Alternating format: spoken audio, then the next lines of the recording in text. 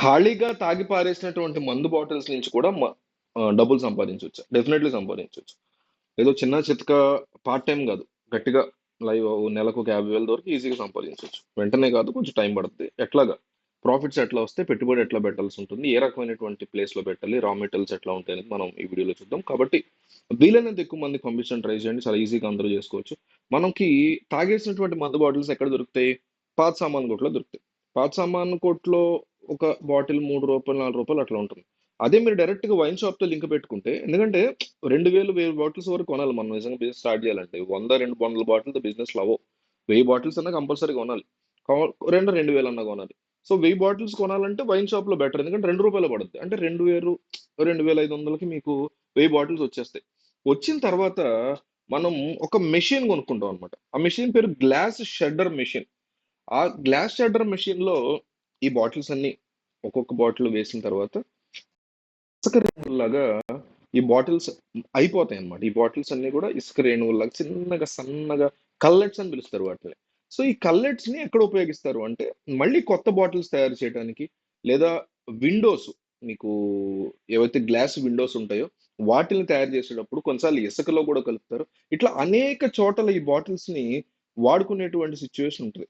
రకరకాల gift items, Windows construction, కొన్ని కంపెనీలు అయితే ఇసుకలో కూడా వాడుకుంటాయి. సో మీకు ఏదైతే మీరు ఇసుక రేణువుల్లాగా బాటిల్స్ ని చేసేసారో, లేదా ఇంకొంచెం పెద్దగా కల్లెట్స్ అంటారు వాటిలాగా చేశారో, వాటిల్ని మీరు మళ్ళీ సేల్ చేసుకోవాలి. మీరు మందు బాటిల్స్ వాళ్ళకి కావచ్చు, వైన్ షాపులు, ఐ మీన్ వైన్స్ తయారు చేసే వాళ్ళకి కావచ్చు, డిస్టిలరీస్ అంటారు వాళ్ళకి, ఎవరికైనా సేల్ చేయొచ్చు. అయితే మందు తయారు చేసే వాళ్ళు బాటిల్స్ చేసుకోలేరంటే చేసుకోలేరు. వాళ్ళు అవుట్ సోర్సింగ్ ఇస్తారు. బయట నుంచి తక్కువ ప్రైస్ వస్తే వాళ్ళకే అమ్మడానికి వాళ్ళు ఇష్టపడతారు తప్ప, వాళ్ళే ఓన్ గా తయారు చేసుకోవడానికి ఏమాత్రం కూడా వాళ్ళు ఇష్టపడరు. డైరెక్ట్ కంపెనీ కన్నా అమ్మొచ్చు. ఎందుకంటే వాళ్ళు థర్డ్ పార్టీలో దీన్ని కొనేటువంటి ప్రయత్నం చేస్తారు. సో ప్రాఫిట్స్ ఎట్లా ఉంటాయి? ఒక టన్ గ్లాస్ కొల్లెట్స్ గా అమ్మేస్తాం మనం.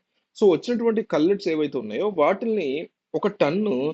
8,000కి మనం, రూ. 8,000 వరకు ఈజీగా కొనేస్తారు. కొన్నప్పుడు మన ఖర్చు ఎంత అయింది? షట్టర్ మెషిన్‌లో ఎయటానికి, కొనుక్కురావడానికి 3,000 కింద ఖర్చయినట్టు మనం లెక్కేస్తే, నికర లాభం 5,000.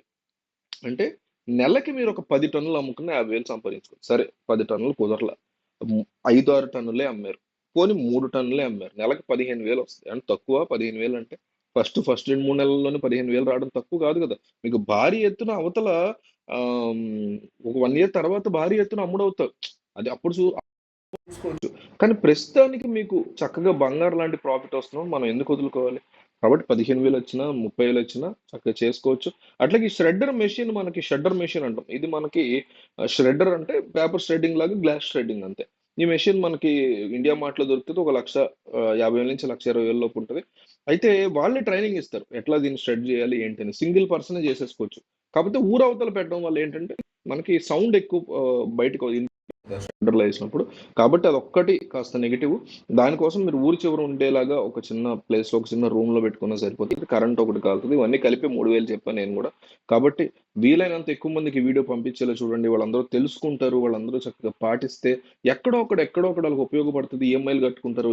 ఇంటి అద్దె కట్టుకుంటారు. పిల్లల స్కూల్ ఫీజులు కట్టుకుంటారు. మీరిచ్చే ఒక్క షేరు ఎక్కడో ఒక 5 నెలల తర్వాతైనా ఎవరో స్టార్ట్ చేసి సక్సెస్ అయ్యి ఒక పిల్లోడికి స్కూల్ ఫీజు కట్టే పరిస్థితి ఒక మిడిల్ క్లాస్ వ్యక్తికి వచ్చిందంటే, మీరిచ్చిన ఒక్క షేర్ వల్ల అది సాధ్యమవుతుంది. కాబట్టి వీలైనంత ఎక్కువగా ఈ వీడియోని వాట్సాప్‌లో, ఫేస్‌బుక్‌లో షేర్ చేయండి.